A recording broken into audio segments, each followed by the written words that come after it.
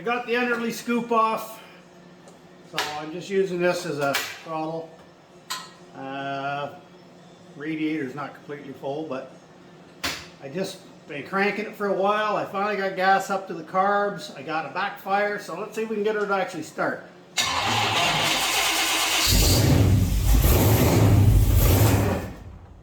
That's promising.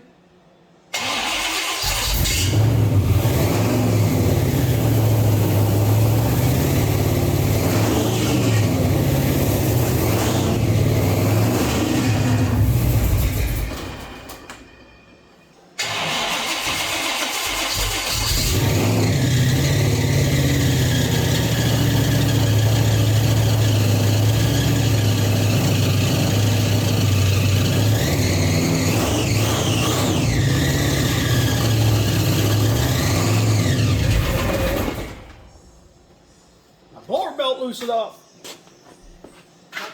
Got to tighten that up. Well, I'm excited. I'm gonna see if we can scare the wife.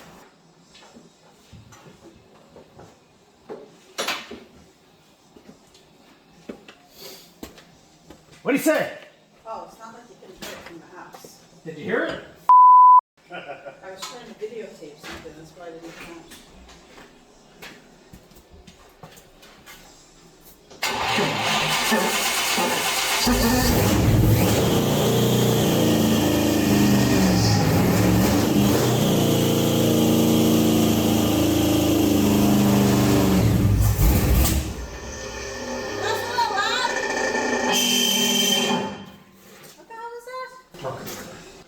Yeah, oh, believe me, when I was in the kitchen, you could hear it start up, and then I walked out, and then you shut it off.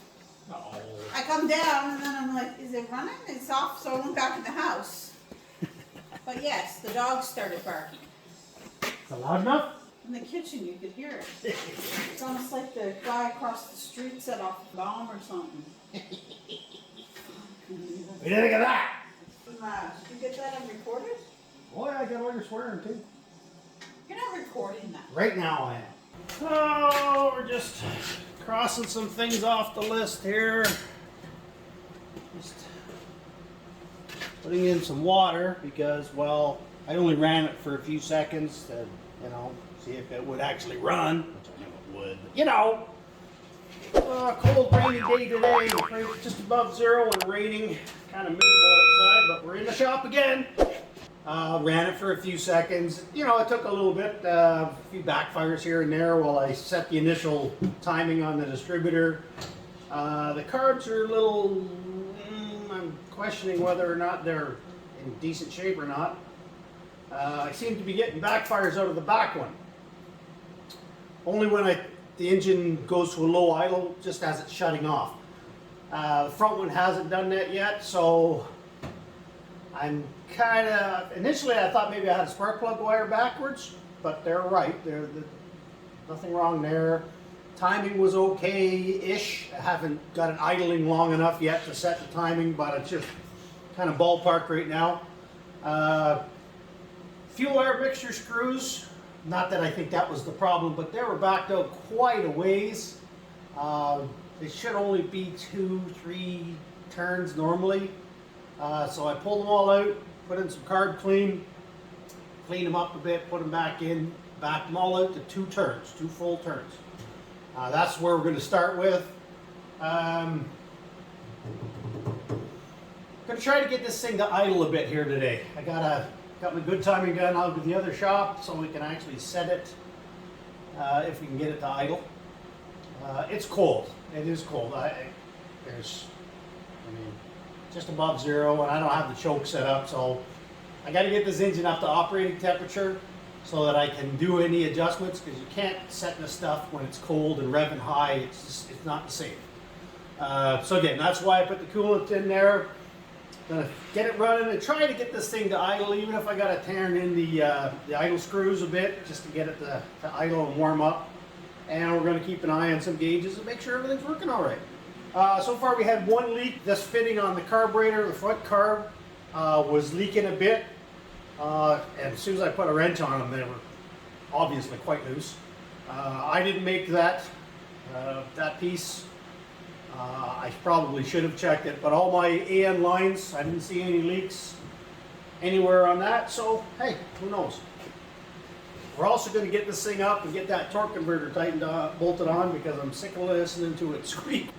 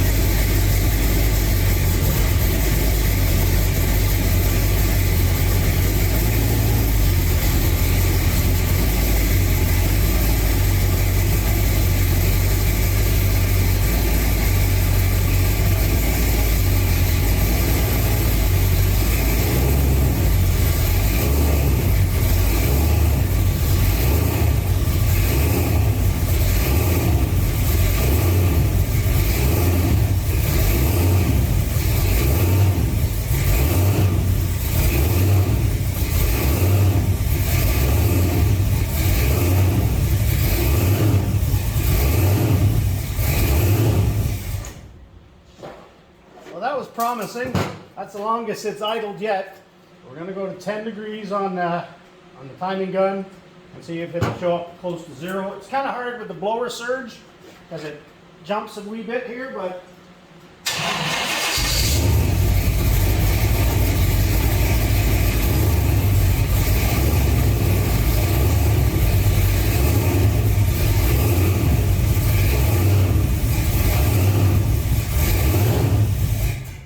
she's right at about 8.5 degrees on there, so we need a little bit more advance.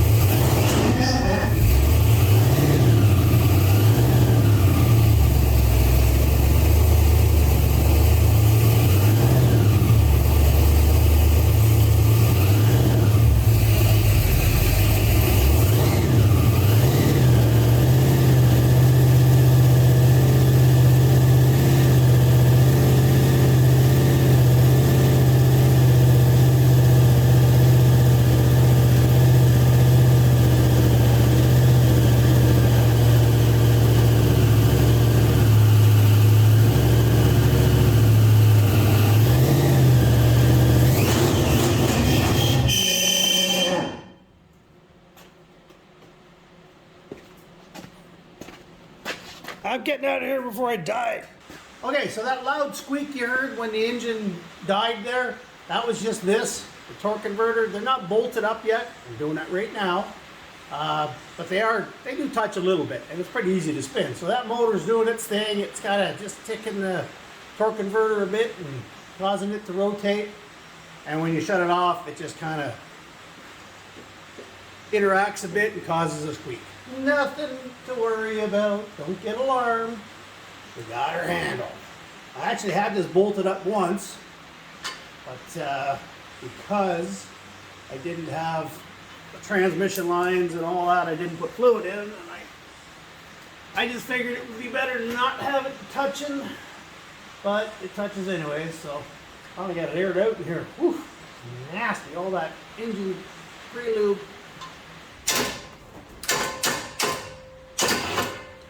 Yeah, don't do that at home, kids. It's harder than your screwdriver. I got a button thingy, but I don't know where it's at. I get me one of these plastical ones. Trim it around the starter. But depending on what starter you use, you got to cut some of this out. I just had to notch it around that starter drive, which sits right there. That's the only part of that starter that sticks out. The factory one's got that big nose, so you got to cut quite a bit more. This one is literally just the starter drive gear. I think you're gonna have some melting going on with that exhaust header, but there we go. Good enough. Yep.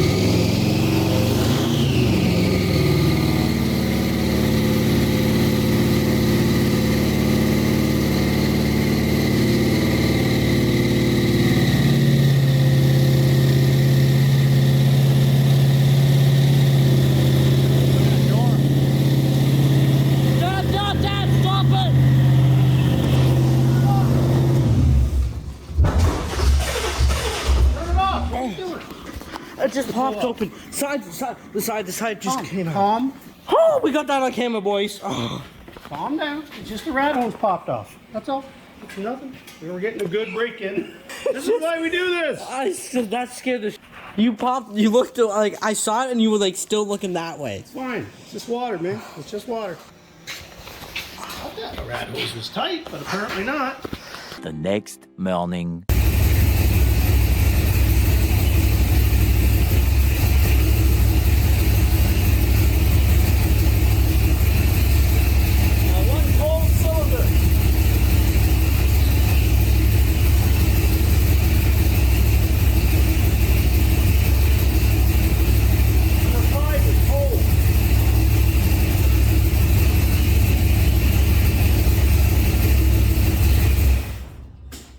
That ain't good. Yeah, spark plug wears off. Oh, it's hot. Looks way too shiny. That antifreeze, that's sticky. So I have to take it out, hose it off, get rid of it, dilute it with water, but I don't want to do it in here. All right, back out in the shop here. It's been a day. Fixed the loose rat hose that popped off. You know, that's what happens when you build things. Sometimes you just forget one and there's 8 hose clamps. So yeah, it emptied itself out. We had to fill it all back up, let it cool down and do it again. Didn't really overheat. It hit, I think 220 was what I looked at the gauge, which, you know, for a fresh engine build, it'll be fine. You can see it started up no problem right there the next day once everything cooled down. I took out my temperature gun, checked the headers. 7 of them were perfect, all coming up nice and even, but number 5 was sitting at like 80 degrees and it would get to 100 slowly while everything else was closer to 400. So, you know you got a problem, something wrong there. So I checked the wire at the distributor, it's fine. Checked it down here and it's loose. It just got loose. Maybe I didn't put it on all the way, who knows. But with those headers, it's kind of tight in there. I can't really get at that one. So I'll let it cool down, put that back on, fire it up again, and see if that fixed it. I found out why that plug was not firing. I guess it got loose and got too close to the header and nuked itself. What I do for braking procedures, usually just warm the engine up, let it cool off, warm it back up, let it cool off. Never let it idle for any length of time. You want the RPMs like 2,000-ish and kind of fluctuating a bit, so it's never at the same RPM for more than a minute or so. And it seems to be working because it's turning over real good now, and it starts almost right up. And with the cold and the fact that I don't have a choke hooked up, you're going to get some backfires and stuff. But now we just got to get on to finishing everything else. And I don't know where to go from here. So yeah, we got the first start done. Found out that it runs good, it idles, it has good blower surge. Then we blew off the upper rad hose because it wasn't tightened. My bad. Burned through a spark plug wire. Had to end that break in. Hey, plenty more videos to come. Like, comment, and subscribe, and we'll see you on the next one.